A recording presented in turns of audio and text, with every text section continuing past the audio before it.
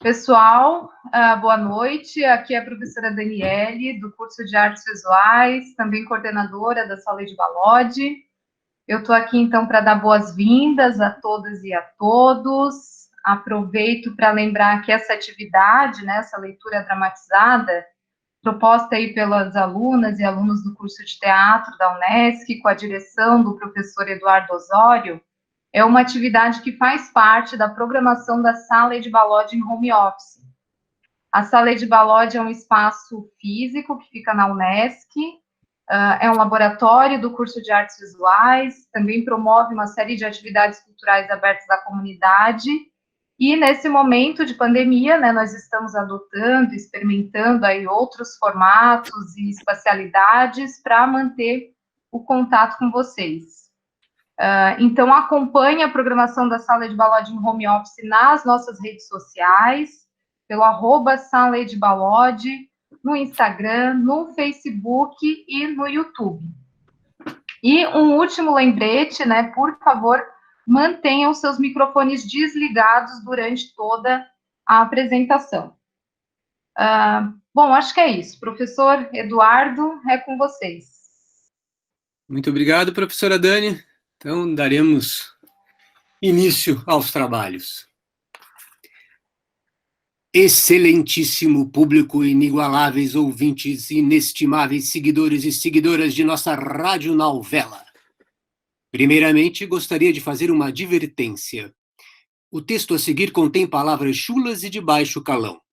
Segundo o Ministério da Justiça e Segurança Pública, a classificação indicativa seria não recomendado para menores de 12 anos. Entretanto, em nossa modesta opinião, o que há de mais constrangedor no texto são as coincidências com a realidade nacional. Mas isso cabe a vocês decidirem. Agora voltemos ao que viemos. Sejam bem-vindos e bem-vindas à leitura dramática da segunda e última de Luiz Alberto de Abreu. A Sala Edi Balode e a turma da sexta fase do curso de teatro da Unesc têm o prazer de apresentar o desenlace das aventuras de Peter Ascalander, Pedro Lacral e Joaquim o Português. Mas antes, voltemos um pouco no tempo. Na semana passada, pudemos acompanhar a misteriosa aparição de uma nau do século XVI em pleno século XXI, comandada por Pedro Lacral, que trazia em seu convés todo tipo de gente, políticos, cientistas, generais e artistas. Fomos testemunhas da estratégia suicida de Lacral, que acabou por afundar a sua nau. Conhecemos um pouco das intenções imperialistas de Peter Ascalander, que percebeu que seu sonho de construir um império possuía uma falha trágica, pois descobriu que quem tem dinheiro ganha dinheiro, quem não tem, trabalha. E estivemos lado a lado com Joaquim, o Português, quando presenciamos os infortúnios que a vida reservava para esse lusitano personagem. Todavia, hoje, as peripécias de nossos intrépidos aventureiros nos reservam mais surpresas. Dentre elas, poderemos testemunhar a aparição de uma injuriosa figura afeita a gestos marciais, além da participação especial de Deus. Sim, ele mesmo. Senhoras, senhores, senhoritas, comunidade LGBTQ+, demais orientações e espíritos livres. A turma da sexta fase do curso de teatro da Unesc e a Sala de Balode orgulhosamente apresentam a radionovela Nau dos Loucos, de Luiz Alberto de Abreu. Desejo a todos e todas um sonoro espetáculo. Segunda parte. Cena 6. A estultífera Naves. Segundo cronistas fiéis, testemunhos dignos de crédito e documentos autênticos do Renascimento, a nau dos loucos tinha dimensões muito precisas. Seu comprimento era imenso, sua largura incomensurável e sua altura somava exatos 465 milhardos e 33 mardos. Embora ninguém sabe dizer o que significam essas medidas. A nau vagava ao sabor dos ventos, percorrendo oceanos e rios, recolhendo e abrigando em seu bojo todo o excesso de gente que as cidades desejavam se livrar. Vocês hão de convir comigo? O mundo, em todas as épocas, sempre teve gente demais. Por isso sempre existiram guerras, genocídios, exílios, expulsões em massa. Até Caim achou que o mundo tinha gente demais e matou seu irmão Abel.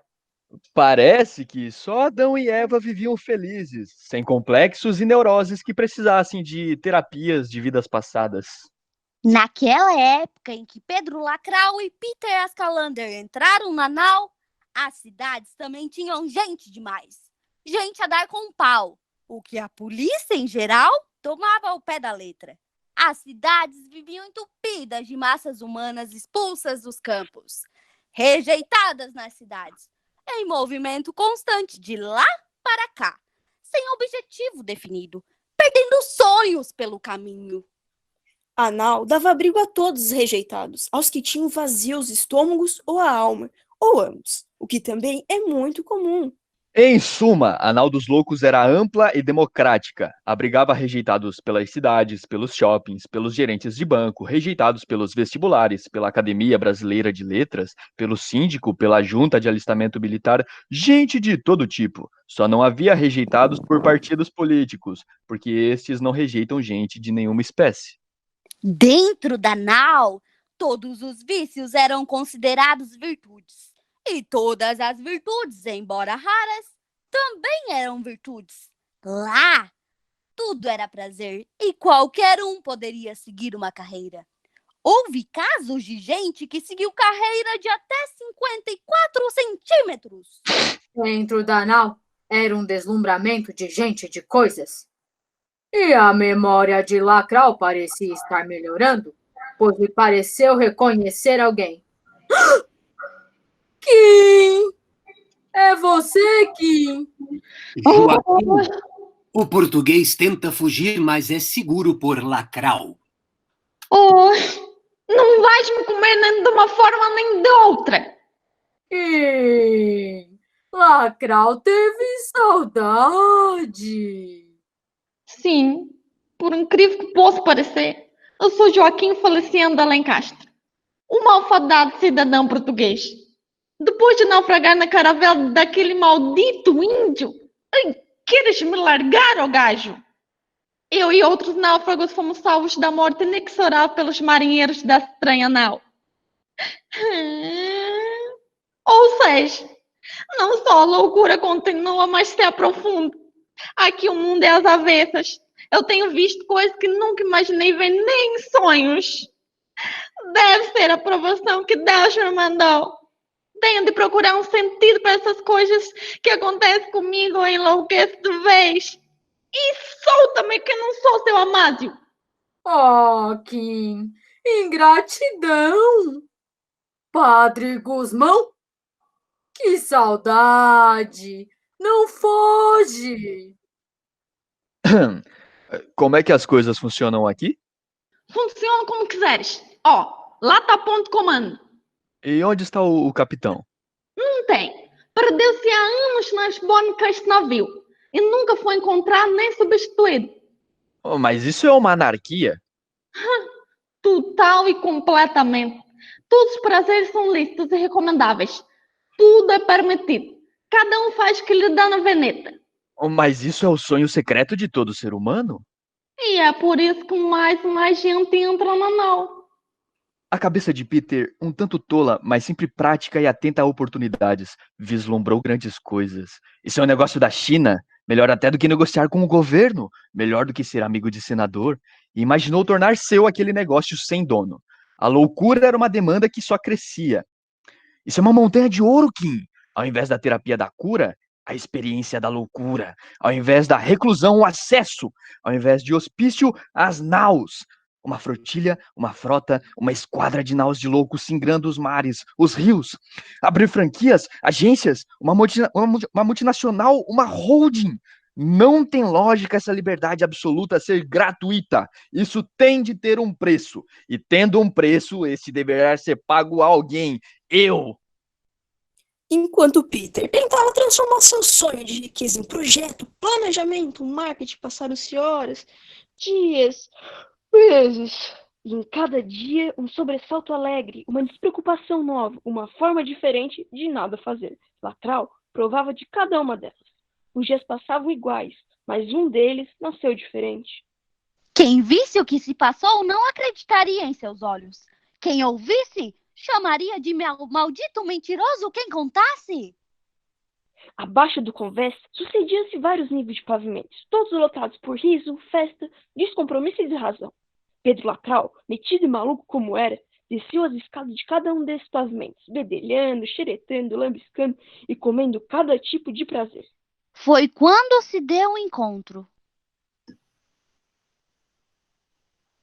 Encontro com Deus. A nau possuía compartimentos misteriosos, cabines e corredores secretos, lugares profundos e indevassáveis, onde o ser humano jamais pisou. Corriam lendas sobre esses lugares, mas não vou contar nenhuma delas, porque não interessa a vocês. Interessa que, vindo do fundo da nau, de seu último insondável pavimento, subia as escadas, pleno de glória, majestade e onipotência. Ele mesmo, Deus, que depois do 7º dia de criação resolveu ali descansar. Como é que Deus, logo após a criação, vem descansar numa nau de nascimento? Está fermo. Isso não me parece incoerente. É uma discrepância no tempo. O tempo é uma convenção humana. E por causa disso, joga-se na lata de lixo toda a lógica científica, toda a física? Deus não é uma questão física, é metafísica, teológica. A Deus nada é impossível, descrente. Nem uma comédia. Sai! Pula fora! Abandona este corpo, Satanás! Está bem. É ele mesmo, Deus, que depois do 7º dia da criação resolveu ali descansar. Por ter recebido lições de catecismo de Padre Gusmão, Lacral reconheceu Deus. Mas por ainda ter um coração de pagão, logo se tornou confiado. Tomou Deus pela mão e o levou para cima.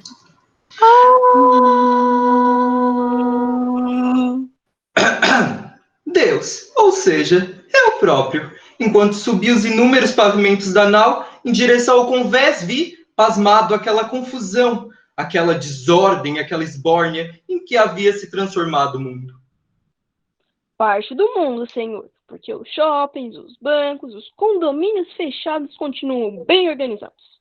Vão, depressa! Kim, Peter, olhem quem encontrei.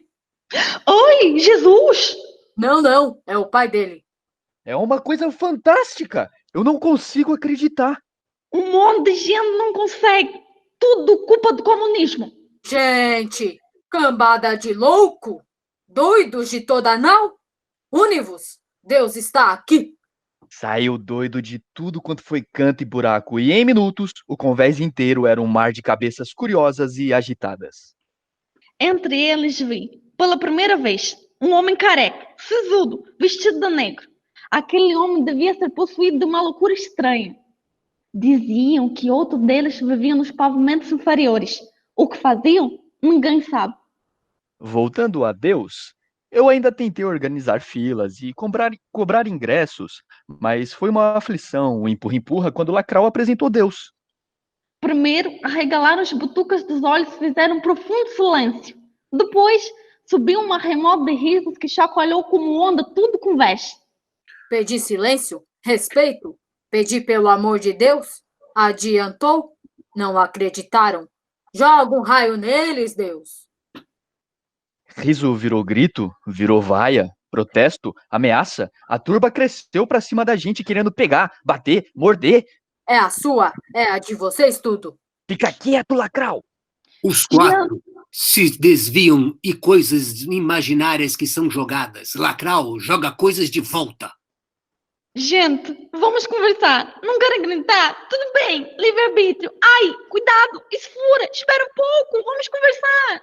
Devagar, não empurra! Peter, Lacral e Joaquim se afastam. Correm. Lacral puxa Deus pela mão. Cena 8. A Revolução. A gente correu a apanhar e apanhou a correr. Vinha braço da esquerda, tabefe da direita, chute de baixo para cima, soco de cima para baixo, croque, pescoção, tudo quanto é lado, pé do ouvido. Então era fartura.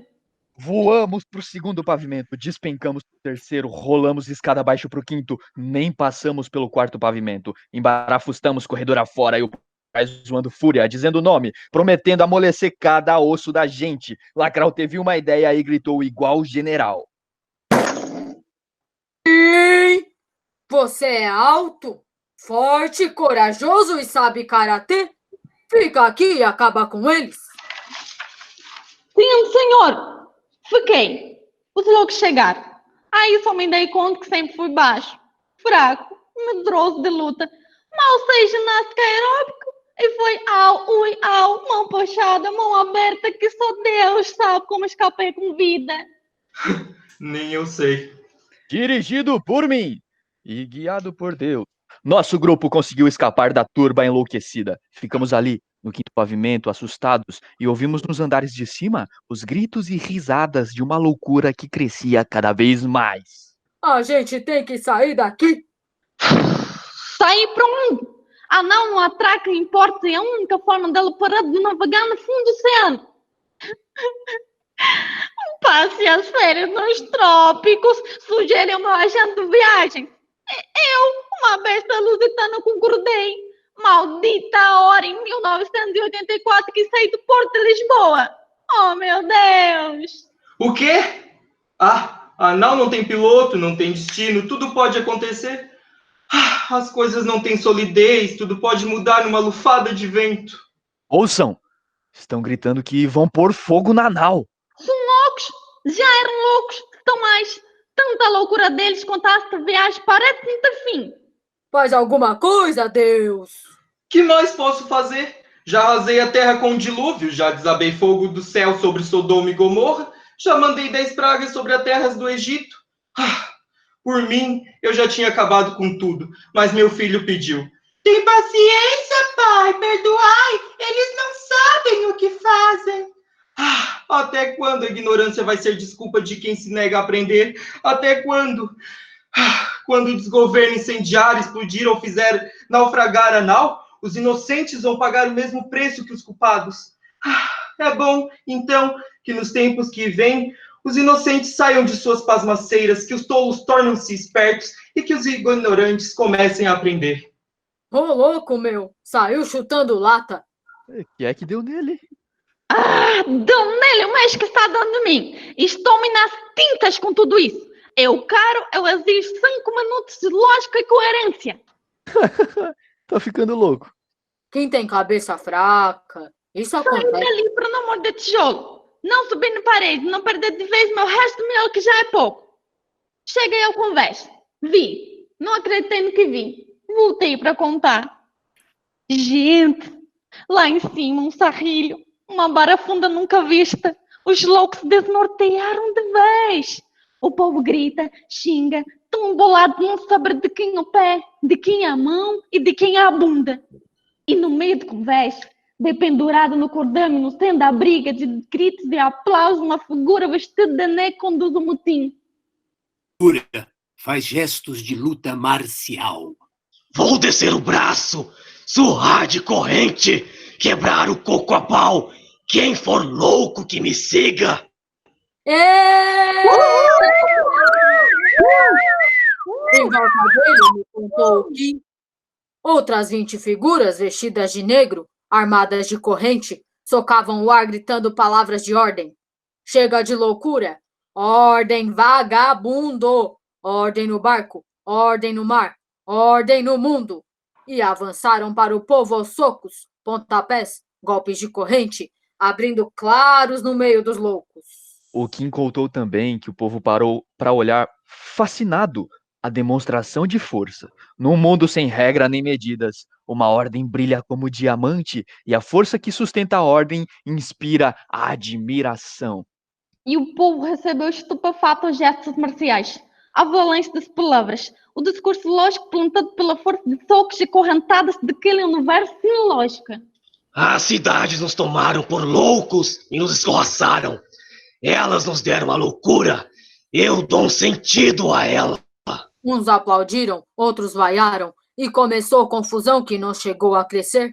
O grupo vestido de negro avançou em ordem e, com violência desordenada e desmedida, transformou a rebelião em gemidos. Eu lhes dou um sentido, um objetivo e um caminho para alcançá-los.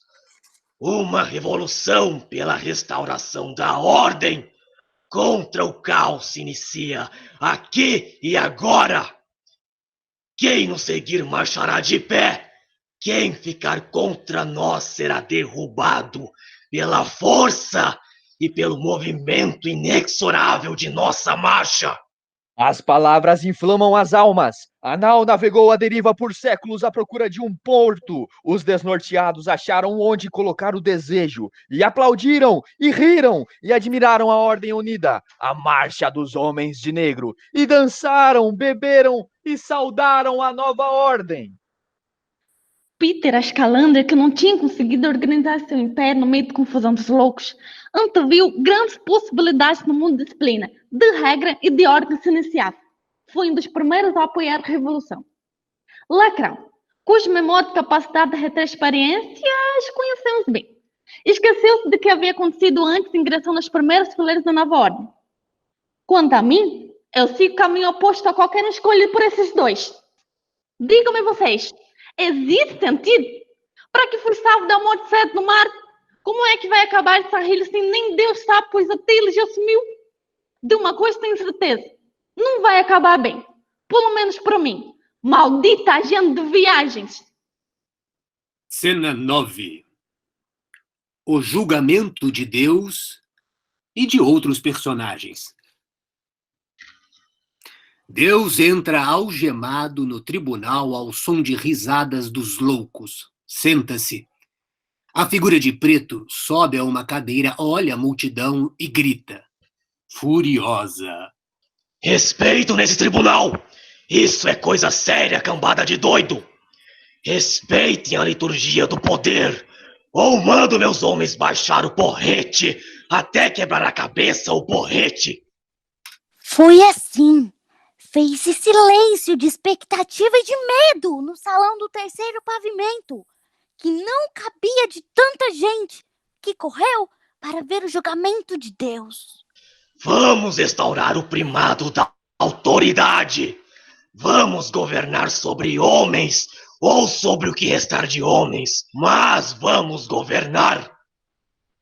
A gente esqueceu de dizer que a revolução aqui na Nau impôs um governo fundamentalista, democrático, socialista, burguês e skinhead pós-segundo milênio. Não sei bem o que é, mas sei que é. E não vou dizer que não é porque sou louco, mas não sou besta. Estamos aqui para julgar os contra-revolucionários. Encontramos Deus escondido nos porões. Epa, escondido não. Sai de perto da vossa loucura e para não arrasar com apenas um fragmento de pensamento, eu... Silêncio! Cristo, até quando abusarão da minha misericórdia? A plateia assistia em silêncio, eletrizada, esperando talvez um gesto, um raio fulminante saído das mãos de Deus. Gozado, como a demonstração de força às vezes se torna um desejo, mesmo que essa força terrível caia sobre nós mesmos. Estou viajando demais? É muita filosofia? Pensem comigo. Silêncio aí! O senhor já foi declarado morto. E, no entanto, estou aqui, gozando de boa saúde. E vou avisando que minha pressão está subindo. Qual é o seu nome? Não tenho nome. O nome indica, traz lembranças a um ser. Eu sou o próprio ser. Existo antes de meu nome vir a sua lembrança. Eu sou antes de meu nome ser preferido. Eu sou. E o que é? Não tem um nome que lhe possa dar existência. Existo antes de existir meu nome. A plateia inteira aplaudiu. Não entendeu nada, mas aplaudiu. Preciso saber o nome que lhe dão para poder julgá-lo, segundo os preceitos da Bíblia, ou dos Evangelhos, ou do Corão. Você é um homenzinho petulante. e minha pressão continua subindo. Diz o nome para que eu saiba de que crença o Senhor é Deus. Olha, ó sua besta, eu existo antes das crenças e vou existir depois delas. O quê? O quê? Quer dizer que o Senhor é mais importante que as crenças? Quer dizer que eu não sou obrigado a ser o que as crenças dos homens dizem que eu sou. Eu sou aquele que é. Heresia! Apostasia! Eu acuso Deus de falta de religião, excessiva misericórdia e desobediência aos preceitos da fé, de qualquer fé. A plateia esperou, sem respirar, a réplica divina. Queria ver Deus reduzir a pó o acusador, ou este desmoralizar Deus de vez. Deus começou a falar pausadamente, cheio de majestade e de fúria. Esta mão sustenta o mundo e pode afundar o mesmo mundo no abismo. Meu pensamento equilibra os astros e pode, num átimo de segundo, lançar o universo em convulsão. Minha vontade pode calcinar a terra, abrir o chão, secar rios e charcos, engolir cidades, espalhar pestes, despejar fogo dos céus, subir as águas do mar até o firmamento. Agora vou descer uma noite de 1000 anos sobre a terra e explodir montanhas, sufocar cidades e vilas em fogo e fumaça, até que não reste pedra sobre pedra, até que não reste um só homem para lembrar a passagem humana pelo mundo. Pausa! Todos permanecem em silêncio e parados alguns instantes. E foi assim que nós ficamos por alguns momentos. Depois a plateia inteira rompeu em urros, aplausos, grito, alegria.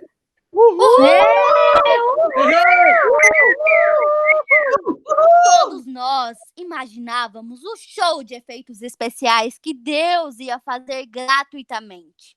Um show de proporções nunca vistas. Trilhões de watts de potência de som, efeitos de luz melhor que milhões de canhões a laser. Uma energia animal. E o melhor de tudo, ao vivo, real, com som direto. Pela primeira vez, eles iam ser plateia e protagonistas do maior show da Terra. Pouco importava se seria o último. E urramos e voltamos a aplaudir freneticamente.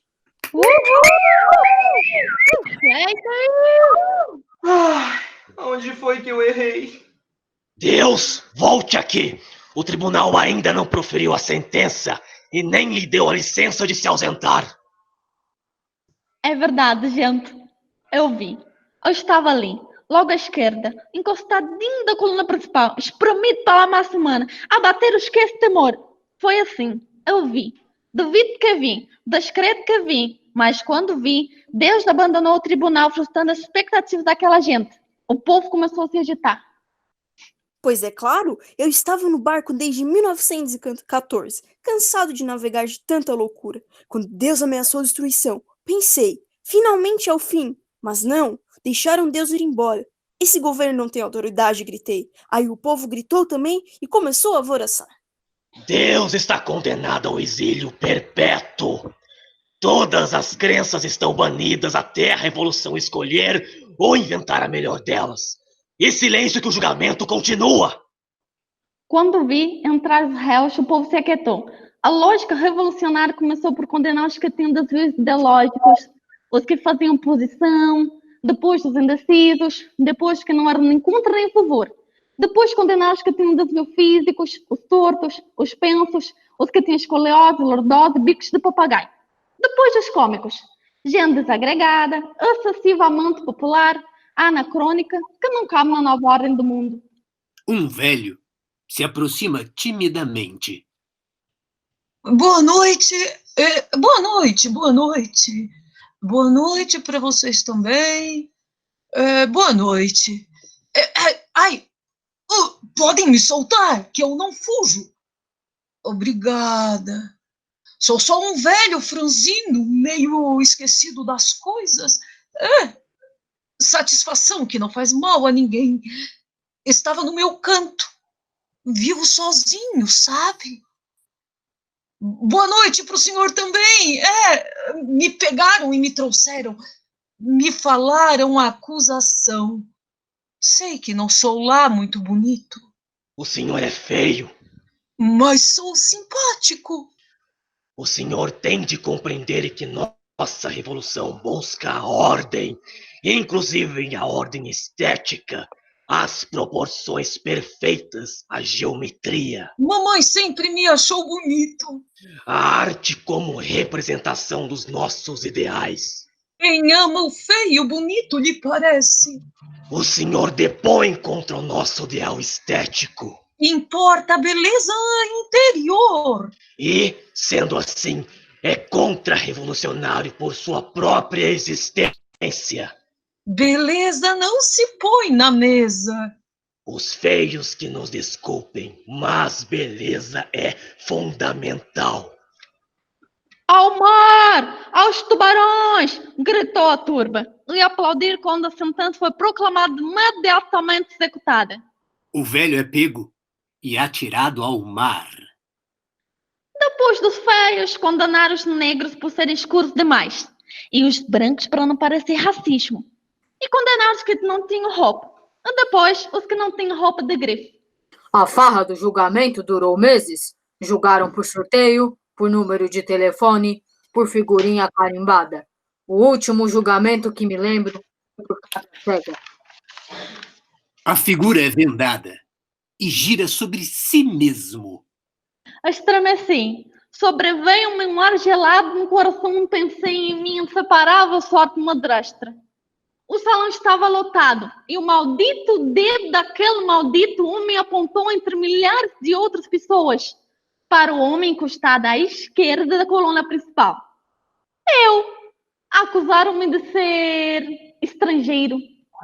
Fui testemunha. E até ali não tinha nada contra os que vinham de outras terras. Mas pensei que não era muito lógico ser tão aberto de coração com estranhos. Comecei a procurar e acabei encontrando razões para detestar estrangeiros, nordestinos, vizinhos. Branco se eu fosse negro e negro se eu fosse branco. O público aplaudiu minhas razões. Onde concluí que eu estava certo. Comecei a rir e aplaudir. Fiquei orgulhoso de ter um amigo meu indo a julgamento tão importante. Ai, Kim!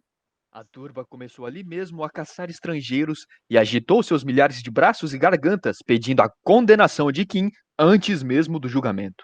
Pode não! Nossa não é uma democracia. A condenação vai seguir o rito jurídico. A insanidade seguiu. Nos intervalos do julgamento se dançava funk, se cantava marchinhas de carnaval e o público fazia olá a cada acusação descabida. A coisa ficou feia para o meu lado. Juro que achei que era o meu fim. De novo. Malacrau era ciclotímico. E no meio da euforia, começou a lhe brotar na alma uma melancolia remota que cresceu, mudou para raiva sem sentido e ganhou corpo em um brado de indignação fora de hora. O sono da razão produz monstros! Ai, caiu meu queixo a ver a expressão de fúria de Lacrau. O grito dele ressoou sobre as cabeças, deixando um rastro de surpresa e silêncio. Eu vi aquele índio de bosta crescer como um titã, abrir caminho entre o povo aos gritos em direção do palanque de julgamento. Juro que vi. Eu me vi cruzando o povo, saltando sobre caixas, descabelado, exigia a volta da razão, o começo de nova ordem na nau. Eu me vi com o dedo em riche e gritei mau hálito e más palavras na cara daquele fascista vestido de negro. Você vai secar no alto do mastro. Vai morrer um pouco por dia. O sono da alma é a morte do corpo, sua besta. Agora estou acordado e vivo. Prendam esse homem. Ninguém põe a mão, porque aqui está mais do que um índio. Aqui está a música remota que ainda soa em nossos ouvidos. Aqui estão as imagens dos bons sonhos que esquecemos ao acordar. Aqui vibra a força da guerra e a inocência do recém-nascido. Aí foi Babel. A coisa zedou. Os indecisos, os tímidos, os envergonhados, os calados resolveram ter voz. A plateia se dividiu e o povo se atracou tão embolado como arroz de terceira.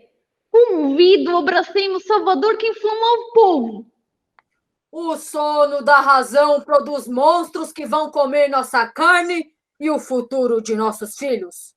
Algo me brotou do fundo da lembrança e eu gritei mais forte.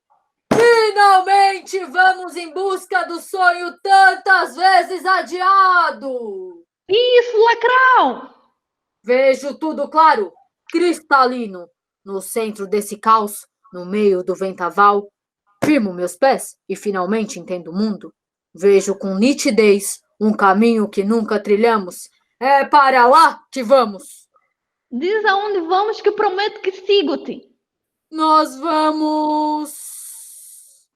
Ah, meu Deus do céu! O esforço extremo fez ratear o cérebro de segunda de Pedro Lacrau. Aonde é que vamos, Kim?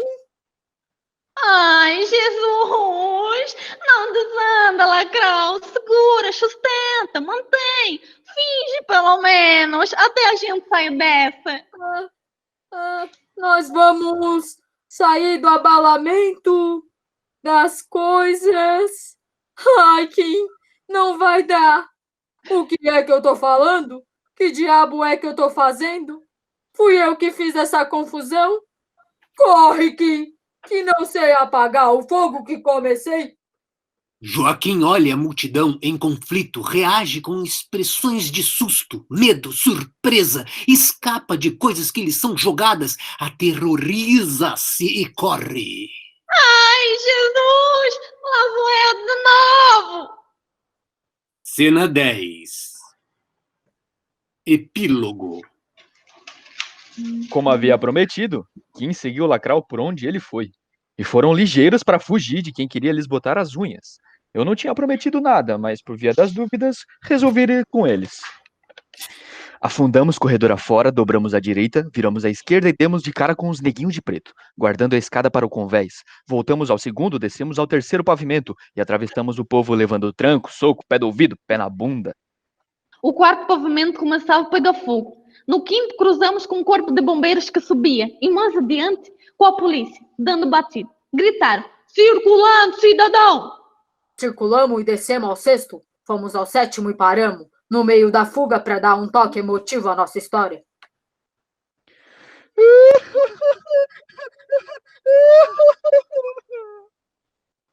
Inesperadamente, uma fissura se abriu no coração daquele homem que nunca havia rido nem chorado. Cortou o coração, constrangiu. Isso é hora? Que frescura, pô! O que aconteceu na alma daquele homem, vocês nunca souberão, porque nós também nunca soubemos para contar. Pronto, passou. Vamos.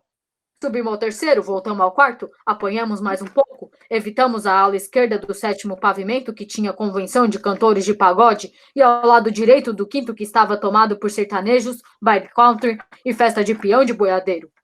Aonde vão, Jesus? Estão gritando lá em cima. Estão jurando surra e forca pra gente lá embaixo.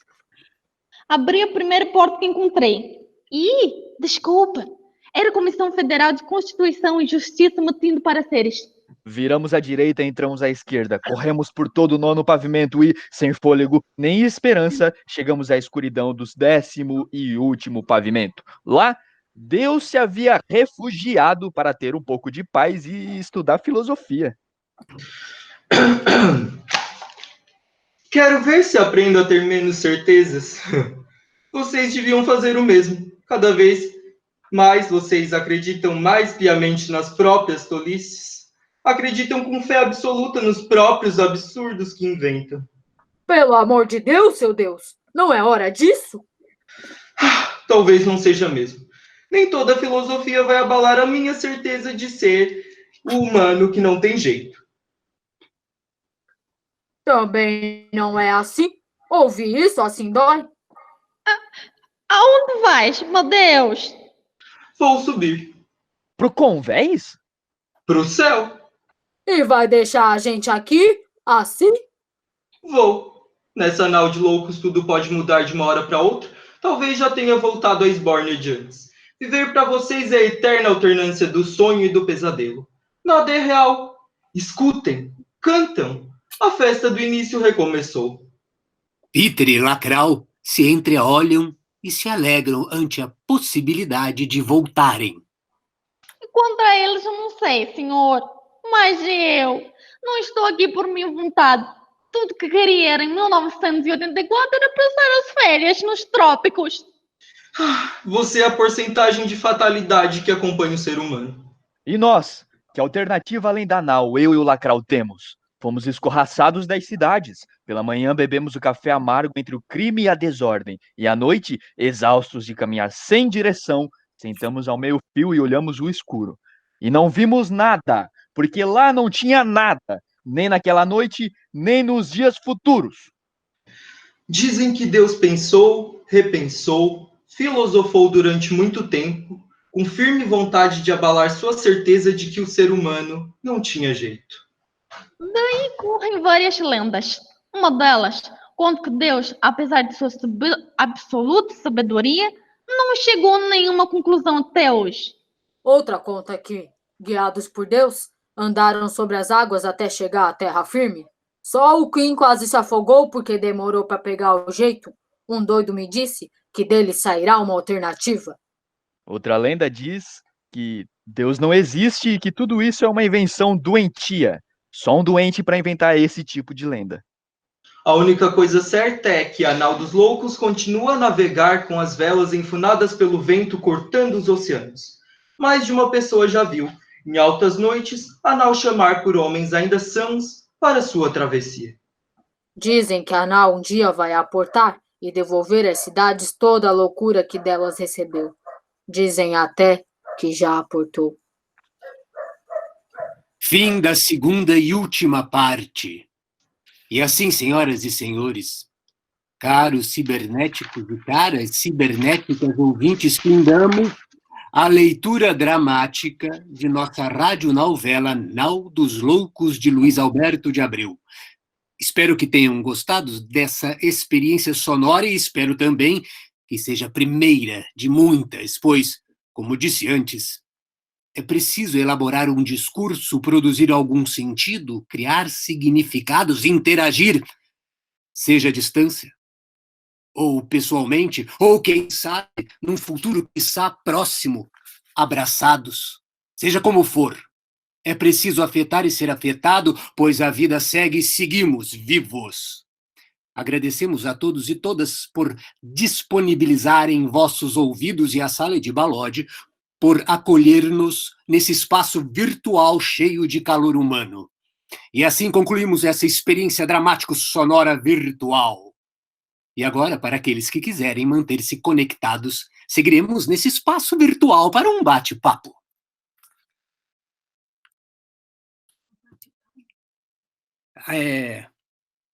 Nesse momento, eu imagino que todos estejam batendo palma em casa e a gente não ouve porque os microfones estão fechados. Totalmente compreensível e nós agradecemos os aplausos. Obrigado, boa. Viva! Uhul! Eu estava aplaudindo aqui, mas estava desligado. Eu não achei uma palminha para fazer. Eu estou bem tensa. Uhul! Deixa eu achar uma palminha aqui.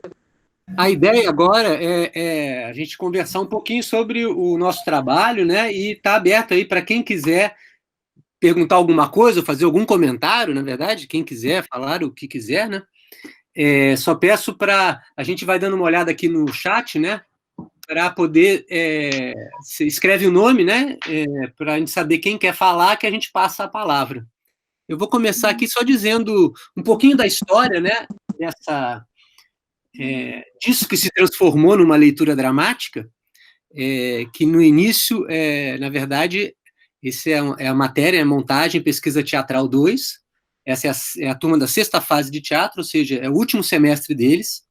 E essa é a montagem, a gente quer montar essa peça, se tudo der certo, a gente ainda acredita ser possível, a gente vai para a prática, né? Vamos para a cena e vamos construir esse espetáculo. Mas com essa realidade endêmica, né? A gente trouxe, na verdade... A Sala de Balode, né, e a Ana Bertolina trouxeram essa ideia para a gente, né? A Ana Bertolina é uma das alunas. A sala toda topou de imediato, todo mundo gostou. É uma experiência nova para todos nós aqui. mas foi uma possibilidade de, como é que fala, compartilhar um pouco do nosso trabalho, né? Porque, às vezes, nem todo mundo tem ideia que no teatro existe uma parte teórica, né, de estudo teórico, que vai dar um embasamento, né, para a parte prática, né? E a gente ficou combinado, gostaria, com certeza, mas a gente se aproveitou para falar um pouco sobre interpretação, né, trabalho de ator, e para estudar o texto.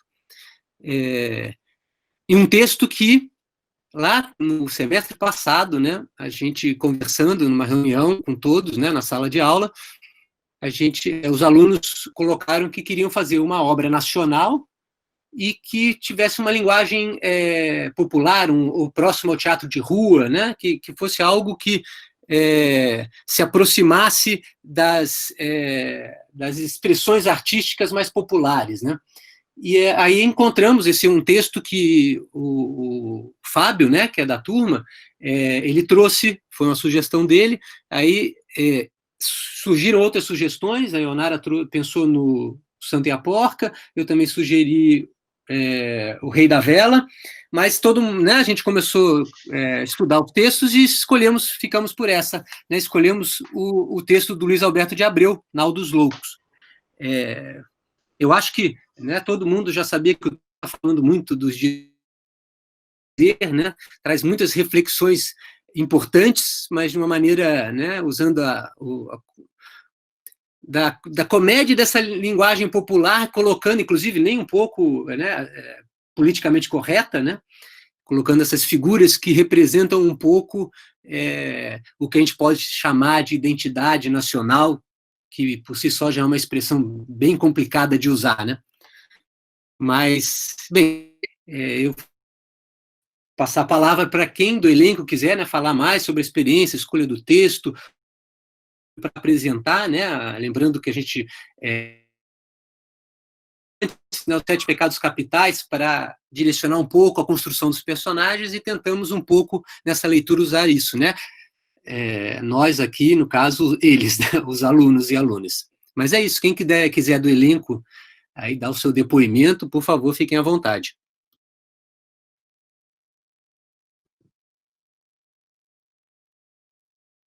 Bem, se ninguém do elenco, né, que eu passei a bola, eu tenho aqui o professor Luiz Gustavo, né, que gostaria de falar aqui pela ordem aqui que eu estou vendo, acho que ele é o primeiro. Desculpa se eu deixei passar alguém. Então, boa noite a todos e a todos. Primeiro, eu gostaria de parabenizar a equipe pela leitura dramática. Eu achei muito interessante e muito enriquecedor. Também achei que vocês conseguiram dar um salto da semana passada para essa semana. Hoje dava para sentir que vocês estavam mais soltos, estavam se divertindo mais. Achei muito interessante. Também gostaria de parabenizar toda a equipe da Sala de Balode por essa oportunidade, né? Nesses tempos de pandemia, a gente tem que pensar em outros meios, né, de continuar fazendo a arte que tanto a gente gosta e tanto está sendo importante nesse momento, né? Porque as pessoas grande parte não consegue sair de casa e tem essas lives que estão sendo feitas pelo Brasil e pelo mundo, toda essa questão dos streamings, dos canais de filmes, das séries, e tudo isso é arte, né? A gente pode pensar nisso. Os museus virtuais que estão abrindo, etc. Então, dado isso, eu gostaria de pegar um gancho do começo da fala do professor Eduardo, que ele falou sobre a teoria e a prática, essa questão de que muita gente não pensa que há sempre uma outra questão no teatro além da prática, né? Então a gente tem toda uma teoria que a gente tem que fazer, né? Ou estudar, ou ler, discutir, para depois a gente ir para o palco. Isso, e muitas vezes a gente vê que os atores, quando a gente assiste alguma cena, a gente vê que os atores não estão preparados, ou seja, não tiveram essa parte anterior, que é a questão da teoria, né?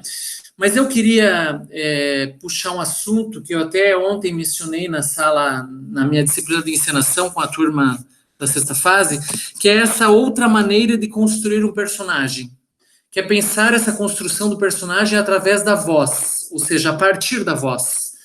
E como é que isso está reverberando para cada um de vocês? Eu abro a palavra para quem queira falar um pouco sobre essa experiência e para a gente pensar também que não tem só essa questão do corpo, né, corporal, não tem só essa questão de estar em cena, mas vocês estão em cena através desse meio digital e o que passa para a gente é a voz, a sonoridade. Acho que é isso. Obrigado.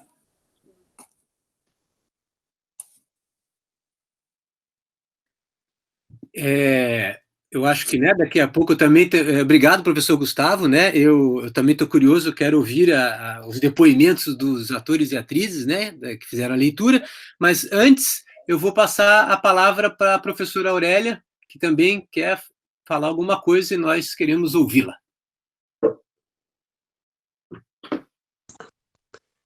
Boa noite, gente. Primeiro, eu quero agradecer por esse espetáculo. Eu fiquei muito feliz, eu me diverti muito. Eu até entrei em contato com o Luiz Gustavo aqui pelo WhatsApp durante o percurso, porque eu estava rindo muito, eu adorei. E, ao mesmo tempo, me emocionei demais, porque é uma realidade aberta aí, né? A gente tem que aprender com a arte, isso é maravilhoso. O espaço da Edi Balod, né, para esse momento e para os outros momentos que estão acontecendo virtualmente, tem sido bem importantes, e isso eu me orgulho demais e digo que é o nosso lugar. É o lugar do curso de artes visuais, é o lugar do curso de teatro, e a gente precisa ocupar esse lugar sempre, cada vez mais, e levar isso para as pessoas outras, né, que estão conhecendo e vivenciando isso conosco. Isso é bem, bem bacana. Eu, hoje, percebi, como disse o Gustavo, uma mudança, assim, ó. Eu percebi o grupo mais tranquilo, e essa oralidade, a voz, né? Eu consigo até ver o corpo, né? E a gente precisa pensar nisso também, né? Nesse espaço da dramaturgia pela voz, que mostra também o corpo. Adorei demais. E é muito curioso, eu fiz uma reunião essa semana com os professores. Na verdade, eu acho que foi... não me lembro, mas foi um grupo de professores, e a gente estava falando sobre a semana passada, e a professora Edna, o professor Luiz, a gente disse assim, eu não consegui identificar, não consegui saber quem era, e hoje pareceu assim que eu consegui ver vocês, a voz estava mais visual, achei maravilhoso, e as perguntas que o professor Luiz faz, eu também concordo e quero ouvir vocês mesmos sobre essa experiência, que é nova para todos, mas eu vejo muita potência nela. Parabéns a todos, parabéns professor, parabéns a cada um e cada uma que está aí. Um beijo grande. Obrigada. Posso começar, então? Pode ser, professor? Com certeza, Iô, por favor. Tá bom. Primeiramente, né, gostaria de agradecer à sala Edi Balod pelo convite, né, e só um pouquinho, deixa eu fechar a porta aqui, que tá muito alto aí. E também agradecer a Bertolina, que deu essa ideia para a Dani também topou, né, e de cara todo mundo da turma também topou. Eu acho que foi um alívio para os nossos corações nesse momento, né, de pandemia, da gente estar tão ansioso, querendo entender, né, como é que é fazer teatro sem estar presente, né, a gente faz um caminho inverso, eu acho, né, tipo, eu estou falando por mim, pela minha experiência de teatro, né, a voz, ela sempre vai surgir depois de muito trabalho corporal, para entender como é que esse meu personagem anda, como é que esse meu personagem respira, pelos exercícios corporais, né, que a gente faz. Aqui a gente teve que fazer um esforço um pouco mais intelectual e às vezes cair até não digo nem estereótipo, mas cair num lugar que talvez seja um pouco mais de momento, assim, vamos pensar no mais óbvio, né? A gente tentou outros registros e tal, mas acaba caindo num registro já que para nós fica mais fácil fazer assim, por não ter ido primeiro nessa questão corporal, né? Estou falando por mim, é claro. Mas eu acho que foi uma experiência muito, muito legal, muito válida. Eu acho até que a gente pode estar fazendo outros, porque é só uma leitura dramatizada e é um exercício gostoso de fazer. Eu acho que a gente pode propor até outras leituras, assim, né? Depois para frente, de outros textos. Por quê? Porque eu acredito que é uma maneira legal das pessoas terem acesso a esses textos, né? Leituras dramatizadas são sempre mais gostosas do que uma leitura sozinho de um livro, né, ou de um texto dramático. E já que a gente está aí com essa ferramenta tão legal, né, de encontro, aqui a gente hoje conseguiu se encontrar semana passada com quase 70 pessoas, hoje com quase 25, né, pelo que eu vi aqui. Então, é um lugar do encontro muito legal. Eu gostei muito de fazer, eu fiz a mãe do Peter no primeiro ato e fiz o velho que é jogado de escanteio porque é feio, né, o velho feio do segundo ato. E muito obrigado pela oportunidade, foi muito legal a experiência. Obrigadão.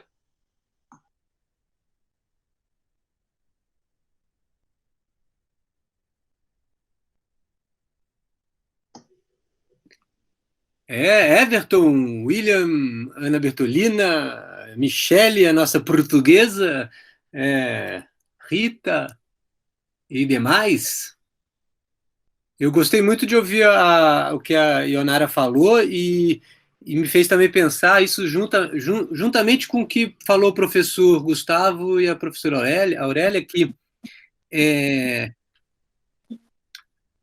a gente, né, construindo, a gente sempre, nós artistas, né, quer dizer, vou dar o meu depoimento aqui, vou falar por mim, acabo sempre construindo uma expectativa, né, em relação ao trabalho, né, e aí, eu acho que aí todos nós, eu posso dizer, falar por todos, no sentido de que a pandemia, acho que frustrou nossas expectativas, né, em relação a várias aventuras que a gente estava construindo na nossa cabeça, o que faria esse semestre, os trabalhos, né, várias coisas para todo mundo.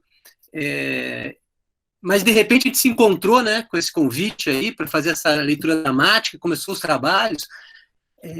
Eu queria juntar duas coisas, né, que a arte, né, tem sido muito importante porque as pessoas ficam em casa e o momento que elas estão, todos nós, né, quando a gente relaxa, geralmente é que a gente está com alguma obra de arte na nossa frente, seja um livro, seja um filme, seja um seriado, ou música, né? Ouvindo música, ou vendo shows. Então, a gente participou disso, né? A gente teve a oportunidade, a Unesc, a Sala Edir Balodi, vocês, alunos da sexta fase, né, da turma de teatro, possibilitaram, eu participei, fico muito feliz, a gente está participando disso, né? E aí, para pensar, a gente trouxe um texto, que eu acho que é um texto importante para ser lido hoje, numa turma que são 11 artistas envolvidos no trabalho, atores e atrizes, né, fazendo essa leitura, porque eu pensei nisso agora que a Ionara falou, né? Não é alguém lendo um texto, ou mesmo... São 10 atores e atrizes lendo, né? Cada um personagem, alguns repetiram personagens, tentando construir esse personagem, dar sonora quem é esse personagem. Então, nisso tudo, né, às vezes fica o fato, né, vivendo essa pandemia, de que, poxa vida, não conseguimos fazer o que a gente queria, mas a gente fez uma outra coisa, e uma outra coisa muito importante, né? A gente conseguiu realizar um trabalho, conseguiu dar vida para o texto do Luiz Alberto de Abreu, né? A gente começou isso que a Aurélia falou, né, a professora Aurélia falou de... Era a voz, sim, mas a gente quase via o corpo, né? Teve vários momentos de todos vocês que quase se materializava na nossa frente, né? Essas figuras. Né? E tudo isso é uma conquista, né? E tudo isso a gente está participando nesse momento de oferecer para as pessoas um pouco de arte, né? Nesse momento tão complicado, né? Tão agoniante, né? Então, eu queria aproveitar que dou o meu depoimento, né? E também queria aproveitar o que foi dito, né, pela Leonária e os professores Gustavo e Aurélia. Mas eu também estou curioso, como eu ouvi agora o depoimento da Ionara, eu gostaria de ouvir de vocês, outros atores e atrizes que fizeram essa leitura, por favor.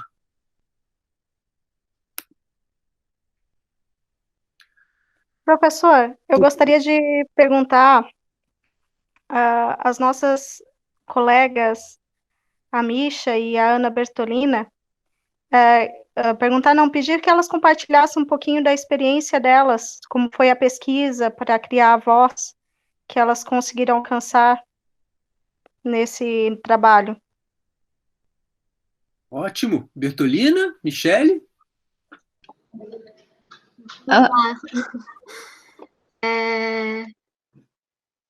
Já vou falar do início lá, que foi no momento da escolha dos personagens, né? Eu bati o pé que eu queria fazer um personagem, porque nos outros semestres a nossa forma de trabalho era diferente. A gente, como tinha muita gente na turma e poucos personagens nas dramaturgias que a gente escolhia, a gente tinha que acabar decupando, né? Por exemplo, na Cantora Careca teve 2 senhoras Smiths, teve 2 senhoras Martin, e dessa vez eu bati o pé que eu queria pegar um personagem e fazer do começo ao fim esse personagem, para ter essa experiência.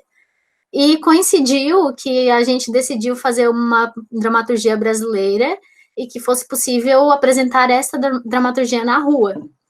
E coincidiu com o Bufão, que é uma coisa que eu sempre quis fazer, porque acredito também que tenha muito dentro de mim isso e eu preciso de alguma forma expurgar, e nada mais justo que seja através do teatro. E nos primeiros ensaios, a gente teve a oportunidade de passar a peça dentro da sala de aula, e nos primeiros ensaios eu já imaginei um corpo que meio que trazia essa voz, né, que é uma voz mais bruta, né, só que ao mesmo tempo eu entrava de contra com a questão do índio, né, será que eu levo para o estereótipo essa voz do índio, né, e é uma coisa assim que acabava puxando uma coisa da outra. Mas também é meio que inevitável essa voz vir. Eu não vou mentir para vocês e dizer, ai, não, eu fiquei pesquisando voz de índio, porque não, eu nem entrei no YouTube para pesquisar voz de índio, nem nada. E a voz não é de índio, é uma voz que eu sinto ela vir através do meu corpo, principalmente quando eu consigo ensaiar a peça com o corpo, não só na leitura, né? Não só no gravar as falas.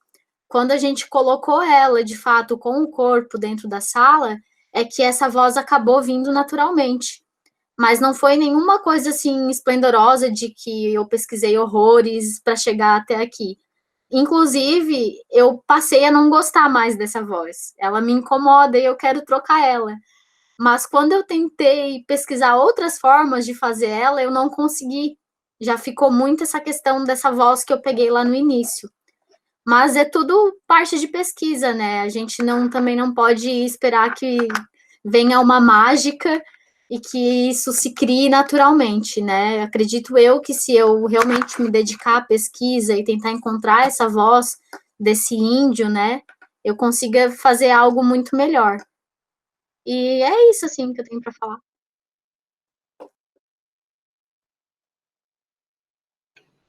Bom, vou falar então um pouquinho de como, porque eu tive que fazer um português. Então, para mim, de início foi bem desafiador, porque eu também quis pegar um personagem do início ao fim. E ainda mais com um sotaque. Então, eu fui pesquisei entonações e como pronunciar o português de Portugal. Fui atrás de vídeos, de pesquisas, para poder dar essa entonação na minha voz. E tive que... A gente tem que articular bem para poder falar, ainda mais aqui que ia sair só a voz. Mas para mim foi um pouco difícil, porque os portugueses, eles, pela minha pesquisa, eles falam mais com a boca fechada. É como se fosse um português mais fechado e o nosso mais aberto.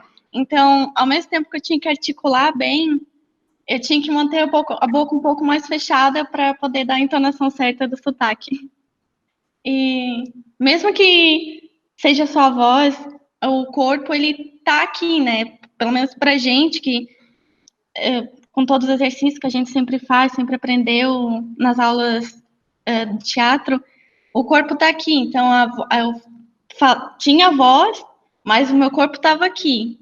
Mesmo que não tenha, por conta da pandemia, a gente não tenha tido a oportunidade de criar esse corpo, né? De estar em sala criando esse corpo, mas ao mesmo tempo ele estava aqui, já estava comigo nessa criação do meu personagem, do Joaquim. E eu acho que é isso.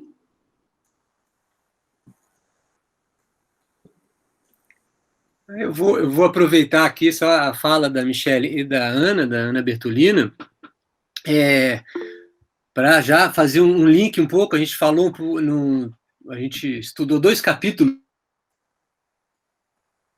A Arte Secreta do Ator, um livro do Eugênio Barba, e falamos sobre o corpo pré-expressivo, né? A pré-expressividade. Bem, eu vou falar muito resumidamente aqui, mas é digamos, um estado de prontidão, né? Um estado de prontidão que o ator se coloca para iniciar a cena, né? É pré-expressivo, porque ele vai, antes de expressar algo para o público, ele já está com uma preparado, né? Eu estou falando estado de prontidão nesse sentido, ele já está preparado para ir para isso, né? É óbvio que é mais complexo, e no livro tem vários exemplos, mas eu quero chegar aonde? No fato de que tira a gente de um relaxamento do dia a dia, né? Que seria esse corpo cotidiano, né? Seria que teria um desconforto, né? No sentido que você se prepara para algo. Eu não sou o Eduardo na minha sala. Eu vou preparar para dar aula, para entrar numa reunião, para entrar no palco, etc. E o depoimento de vocês duas traz isso, né? Que vocês tiveram que sair do lugar, né? O lugar Ana Bertolina, o lugar Michelle, não basta sonoramente. Mesmo só ele agora, né? Sendo uma voz. Sempre lembrando que voz e corpo é uma coisa só, né? Mas é claro, vai ter uma diferença significativa da gente estar na frente de uma outra pessoa e com o corpo inteiro, porque a gente podia estar sendo filmado com o corpo inteiro, né? Mas não era o caso. Mas, de qualquer forma, só trabalho com a voz já tira todos nós de uma situação de conforto nesse sentido, porque não é aquilo que a gente está habituado, não é o que a gente usa no dia a dia para tudo. A gente tem que preparar. E aí eu vou dizer também aqui que, só porque a Ana Bertolina falou assim, não vou falar que foi grande coisa, eu fiz assim, não teve muita pesquisa, eu acho que cada um tem o seu caminho. Eu tenho certeza que todos vocês poderiam ter feito mais, como eu poderia ter feito mais. Mas o fato é que o que a gente faz é um caminho artístico. Cada um está buscando o seu. Porque a gente sair da gente, né? Eu acho muito bonito isso no trabalho de ator e atriz, porque depende de uma grande generosidade, porque aquilo que a gente não basta. A gente tem que olhar para o outro, né? E às vezes o outro é um papel. Então a gente tem que mergulhar com a imaginação nesse outro, né? Conhecer as nossas limitações e tentar superá-las. Então eu acho que já acho que valeu a pena, só ao terminar a leitura, já fiquei muito feliz com o resultado, mas com essa conversa, e por isso eu gostaria de ouvir também os outros sobre a experiência, porque eu acho que tem muita coisa para a gente conversar sobre isso que seria muito produtivo. Eu peço desculpas a quem está nos acompanhando se eu fui muito técnico, né, na minha fala, mas eu queria aproveitar essa oportunidade. Por favor, Rita, Will, Everton, Marcos, todos, também eu gostaria de ouvi-los.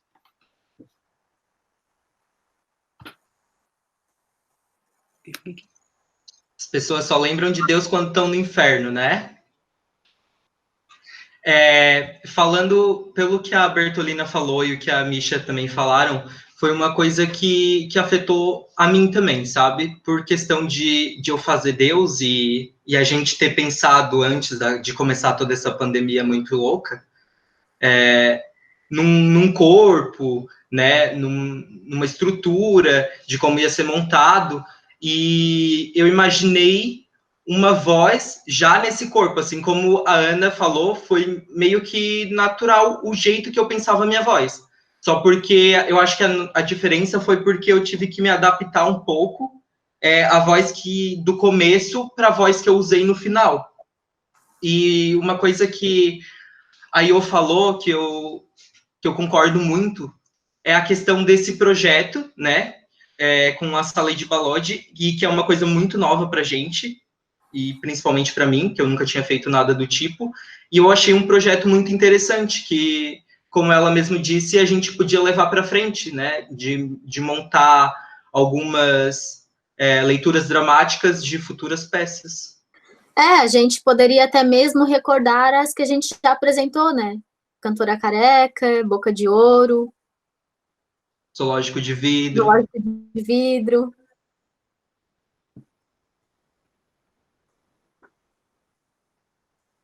Né, turma? Obrigado, Ana Bertolina. Eu tava esperando, falei, ninguém vai falar, só o Marcos e a Ana Bertolina. Sim, mesmo? adorei a ideia. Sim, com certeza. Isso aí depois a gente conversa, porque eu sou muito afim, assim, ó, tipo, se é para rolar leitura dramatizada, que venha textos novos, sabe? Para a gente realmente estar lendo outros textos também, né? Eu acho que é uma oportunidade. Lá nos anos 90, a gente fazia muito isso aqui, tipo, é uma coisa despretensiosa mesmo, sabe? É um exercício de leitura. Porém, não é tu sozinha dentro de um quarto lendo uma leitura, um texto dramático, né? Tu pegar essa experiência aqui dessa sala, né, virtual, e trazer outros textos, até para o pessoal ter conhecimento mesmo, e já que a gente tem várias vozes aí, que pode estar dando uma vida um pouco melhor, né, para esses personagens numa leitura dramatizada, eu acho que é uma experiência gostosa de se fazer com outros textos dramáticos, né, para fazer o pessoal conhecer mesmo, para conhecimento mesmo. Sim. Eu tenho uma pergunta. Só para colocar uma coisa, inclusive, a gente teve inúmeras suposições de texto, né, Iô? Sim. A gente tem autores, assim, nacionais que pouca gente conhece, né?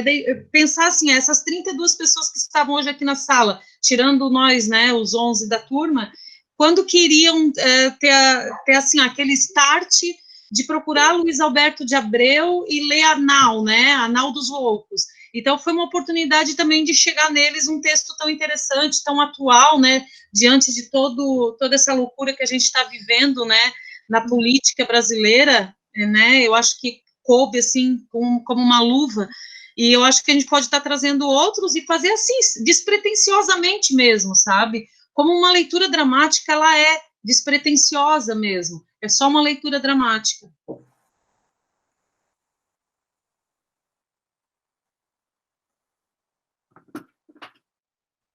Bem, eu só vou aqui, Ionara, assim, eu acho que sempre complicado dizer só uma leitura dramática, né? Eu acho que ela é difícil porque a gente deve comparar a leitura dramática com outras leituras dramáticas, né? Eu não sei se no caso você quis comparar com apresentações, mas é que, por exemplo, ouvindo a gente...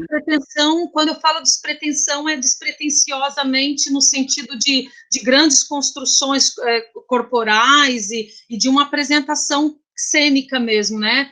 Claro que se a gente conseguir montar esse espetáculo, a gente tinha a intenção de que fosse na rua, né? Lá na nossa praça do estudante. É claro que daí tem toda a elaboração do figurino, do corpo do ator para a cena, né, da música que se põe em cena. Quando eu falo despretensão, é nesse sentido, Eduardo. Ah, ok, então eu entendo, porque a gente, na apresentação, né, também me veio acho que a Bertolina deu uns tapas, eu não sei onde você estava dando os tapas numa fala, né, naquela fala quando que o Lacral vai colocar ordem na bagunça, que funcionou direito. Eu estou tentando lembrar uma outra pessoa que fez também um som que funcionou como uma sonoplastia muito boa, né? E isso é uma coisa que realmente demanda da gente experiência, né? A gente tem que fazer mais para descobrir, porque, né, a sonoplastia é uma arte, né? Então, mas, em todo caso, isso é para os planos futuros. Eu também acho genial o que foi dito pela Ionara e pela Ana Beatriz, perdão, Ana Bertolina,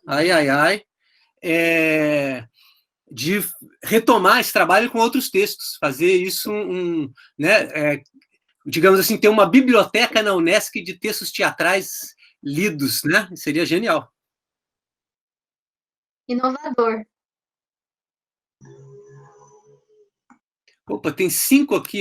Quem que escreveu aqui pra gente?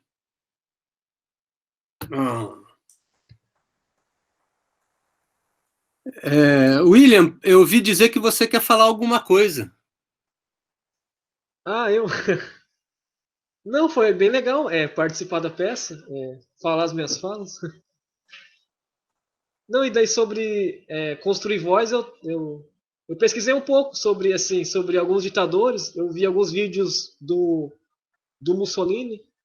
Eu pesquisei sobre o Enéas, tentei colocar a voz mais grossa, a voz de garganta, assim. Aí, o que mais? Ouvi também... que o Enéas, ele colocava uma música do Beethoven nos seus comerciais. Aí eu ouvi um pouco dessa música para sentir o feeling do cara, né? Enfim, ele era bem inteligente, né? Aí eu tentava não copiar ele de forma alguma, mas pegar um pouco dessa autoridade, dessa certeza nas palavras, dessa confiança, assim, dessa coisa correta, cada coisa correta.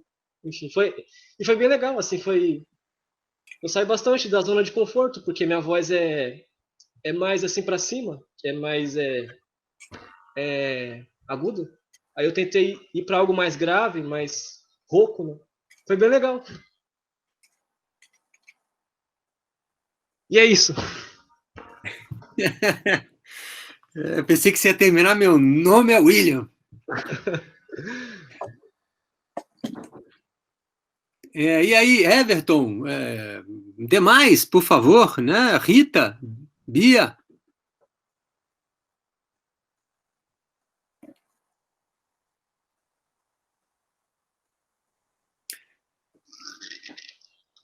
Bem, também, né? Uma coisa que eu acho bem importante a gente frisar e deixar isso para quem vai ficar, até tem pessoas da nova turma de teatro, é essa união que a gente tem que ter juntamente com o curso de artes visuais, né? Que a gente sempre, desde o início, sempre ficou muito só na nossa, né? Escondidinho dentro dos laboratórios, muito porque o nosso laboratório é lá embaixo, né? Na educação física. Mas uma coisa que é muito importante é a gente ter sempre esse contato com o pessoal de artes e ter sempre esse contato com a coordenação, que é o que nos liga, né, ao outro curso, e buscar estar propondo coisas, enquanto acadêmicos, para essa sala, né, para a sala de Balode, que é um espaço que realmente é o espaço que nos representa ali dentro, que a gente tem liberdade para ir, para manifestar o que nos torna artistas, o que nos faz artistas, né?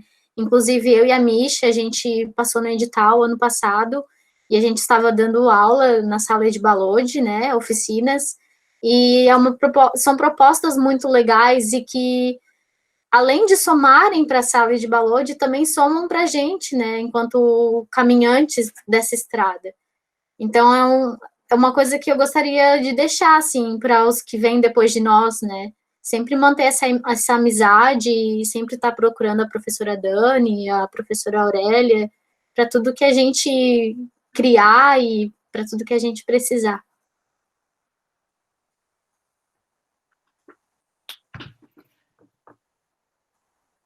Bem, mais alguém quer fazer? Estou com o meu microfone ligado.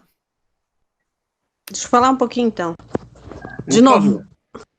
Por favor, professora. Quando a Ionara falou das leituras dramatizadas, né, nos tempos idos, né, aí, anos 90, eu, como professora de teatro da época, da oficina da fundação, e da SAT, que eu trabalhava, e a gente levava, tinha o projeto do SESC, de leituras dramatizadas. Era muito interessante, mas era presencial, né? Mas era muito bom, assim.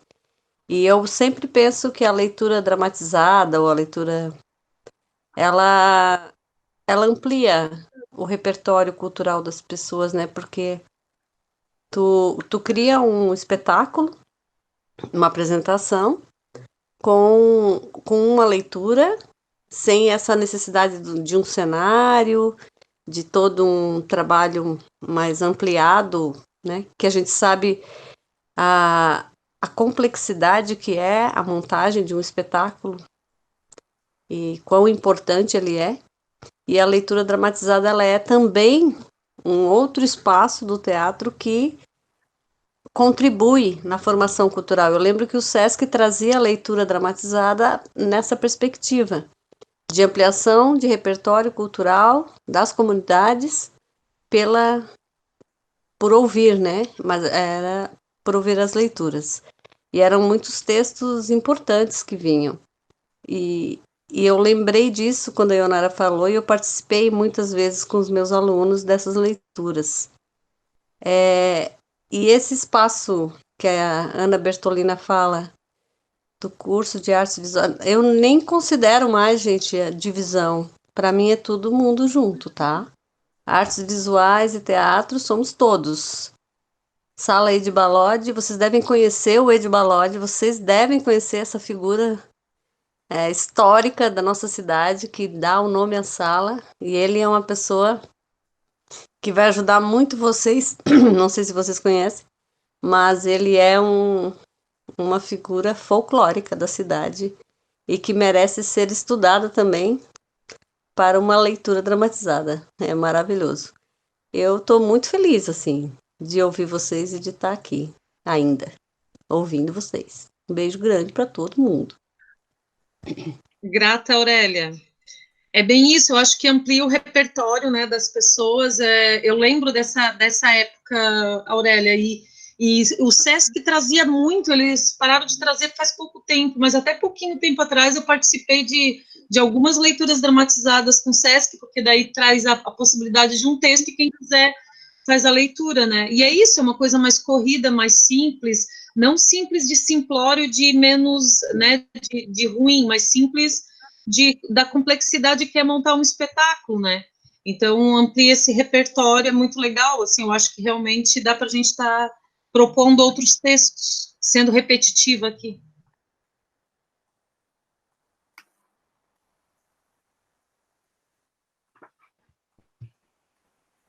Bom, posso falar um pouquinho? Por favor, professora Dani. Gente, então, assim, primeiramente, né, eu gostaria de agradecer esse grupo e parabenizá-los, né, em meu nome, mas também em nome da equipe da Sala Edi Balodi, que é uma equipe bem grande, tá? É uma equipe formada por alunos, professores, bolsistas, voluntários, né? Então, assim, tem muita gente com muita vontade de fazer acontecer, e eu acho que a chegada desse grupo de teatro só vem a somar com essas práticas desse espaço. Quero aproveitar e agradecer muito ao Eduardo, né, pela troca aqui nas últimas semanas, a Ana Bertolina, que já é nossa parceirona aí de muitas outras atividades, por ter feito essa conexão de desejos, né, Ana, de juntar as duas pontas. Quero pedir desculpas também ao nosso público, né, pelos problemas técnicos que tivemos hoje. Provavelmente algumas pessoas não conseguiram entrar, e eu estou até agora sem entender o porquê. Oi? Eu estou até agora sem entender o porquê, porque realmente aqui não apareciam as solicitações de participação. Mas, enfim, depois vou tentar pesquisar para entender o que aconteceu, para que isso não volte a acontecer em outros momentos. A sala, gente, é um espaço de vocês, é um espaço nosso, é um espaço de todos, né? É um espaço muito especial para a gente que é artista aqui da cidade, da região.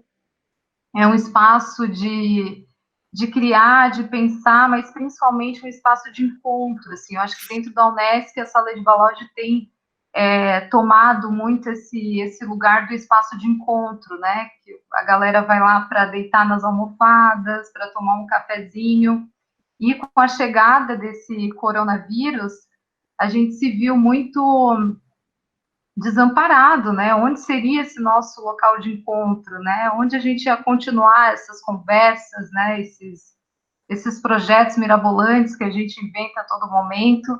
E aí começamos a nos reunir para pensar nessas estratégias, né, de sobrevivência, de resistência nesse contexto de pandemia. E uma das preocupações que a gente tinha quando começamos a pensar nessas práticas virtuais, né, era de não cair em clichês, né, de não simplesmente adotar formatos, né, como a visita virtual, né, ou essas coisas que são muito limitadas, né, que de certa forma não nos conectam diretamente com o público, né? Então, um dos nossos desejos era tentar não só adaptar esse processo das atividades da sala, mas incorporar esses meios e linguagens virtuais, né, e passar a produzir a partir daí, porque eu acho que o mais importante é a gente tentar manter esse contato com as pessoas, né, manter esse contato com o público, né, continuar com essa prática de ser um espaço de criação e reflexão, né, então a Sala Edvalod, ela tem sido um laboratório muito importante para a gente nesse momento, a gente tem aprendido muita coisa, não está sendo fácil, é claro, né, a gente queria mesmo estar todo mundo junto, aglomerado, né, se abraçando e se beijando, mas nesse momento é o que temos, assim.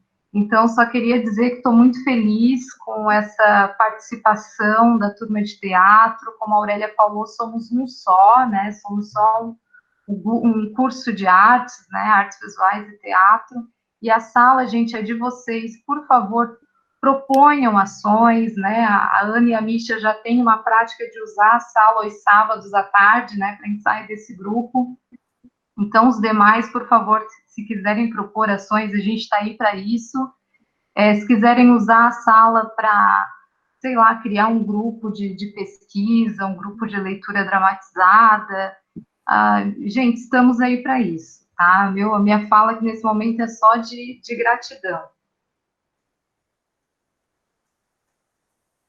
Bem, aí não sei se os atores e atrizes que não deram o prazer de ouvirmos a sua voz fora do personagem querem dizer alguma coisa? Fábio?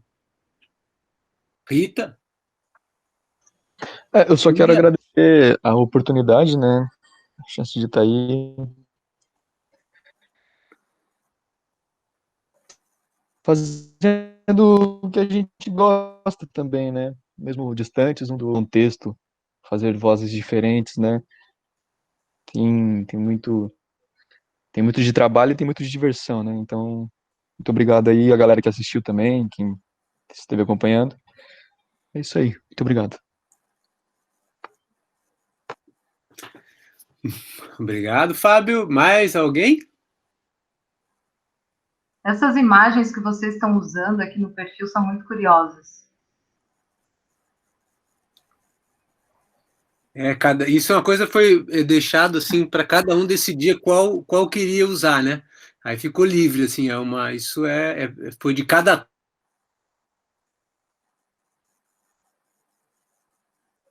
Bem, mas então eu vou aproveitar aqui nesse momento de agradecimentos.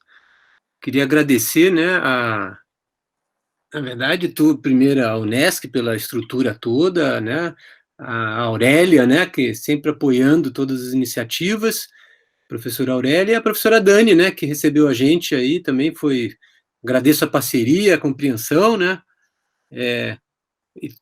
e quero agradecer também a turma da sexta fase de teatro, né, pela paciência, compreensão, porque eles estavam fazendo algo novo, agora eu fiquei sabendo que a Ionara, né, de nós incluindo a pessoa que vos fala. Então eu também estava num terreno, né, desconhecido, mas fiquei muito feliz com o resultado, gostei muito dessa conversa nossa agora, foi muito boa. E, né, o que virá ainda é incerto, né? Como eu falei lá, que tem uma névoa que nos impede de ver a realidade, né? Mas, ao mesmo tempo, ainda temos um mar de possibilidades, mas, infelizmente, a ressaca é grande e a água é gelada. Mas a gente segue vivo. Então, quero agradecer, né, aos ouvintes, todos que ouviram, com certeza, e, né, conforme as coisas, não sei o que vai acontecer daqui para frente, mas conforme as coisas aconteçam, eu adoraria de ver essa peça montada por esses atores e atrizes, porque realmente fiquei com a coceira na mão agora, né? Porque eu falo, puxa vida, se só com o microfone eles fizeram isso, imagina se a gente põe eles na rua para fazer essa peça, né? Então, fiquei muito animado com tudo isso. Mas, eu também fiquei. E futuramente, né, esse trabalho eu acho que é bem legal, isso que, né, a Bertolina e a Leonara principalmente, mas também, né, com o apoio da Aurélia. E também, eu acho que o professor Gustavo também falou isso, a gente seguir, né, abrir esse lugar. Eu acho que pode ter gente também de outras áreas trabalhando com a gente para fazer sonoplastia, né, fazer disso um projeto até maior, para essas leituras dramáticas. Acho isso seria, né, já ficou aqui, né, retomamos, né, nada se perde, né, tudo se transforma, né, mas a gente retomar essa ideia que estava lá atrás e, de repente, trazer ela para esse momento que a gente está vivendo, né, como aconteceu agora e para frente, né, para o futuro. Daí a gente convida a Aurélia para participar também. O Gustavo... Eu quero! Mas o Gustavo tem uns textos também muito legais do Boaventura, né? É Boaventura que se fala, Luiz? Ou Gustavo? Que também seria legal, de repente, a gente estar trazendo para cá e fazendo também aqui, sei lá, são textos que a gente também estava trabalhando na matéria de encenação com o Gustavo. Pois eu fiquei pensando sobre isso na hora que você estava falando sobre novos textos, Henrique Buenaventura. Isso, Henrique Buenaventura. Nossa, são textos lindos, nessa. É muito legal. A gente pode pensar também nisso aí, na aula de encenação, propor algo, né? Isso, mas... Boa ideia. Eu quero falar mais uma coisinha. Duas. Quero agradecer também ao professor Eduardo, que disponibilizou da sua segunda-feira para um ensaio a mais com a gente. Muito obrigada, Sor, pela dedicação também. Agradecer a todos vocês, as coleguinhas, Sala de Balode, Bertô, que trouxe isso para a gente, Sr. Gustavo, que também se disponibilizou a ajudar a gente, e agradecer por isso, por essa experiência. Eu lembrei agora uma outra técnica que eu desenvolvi, que me ajudou, foi antes de cada ensaio nosso, eu botava no YouTube vídeos de notícias de Portugal, e eu, com fone de ouvido, eu ficava escutando e interiorizava isso e memorizava o sotaque e também alguns macetes do sotaque de lá. Isso me ajudou muito na construção também da voz e do sotaque de Portugal. E é isso. Obrigada. Que esperta, usando cheat. Trapaça. Eu amei, Michele, eu amei a tua portuguesinha. Ai, meu Deus do céu, adorei. Gostoso. Eu também adoro a portuguesa. Foi muito bom, foi muito bom. E eu achei incrível a técnica do Will. O Will recebeu muitos elogios aqui em casa. Pelos gatos que estão aí atrás? Também. Não, também aproveitando aqui, eu também quero agradecer pela oportunidade, pelas pessoas que viram aí. Foi... Que bom, né? Que tem isso. O Will é maravilhoso, né? Ai, Angélica, gente, que está ali no chat agora, ela é minha professora das segunda-feira, que deixava eu sair cedo para ir ensaiar, tá? Obrigada, Angélica. Obrigado, Angélica.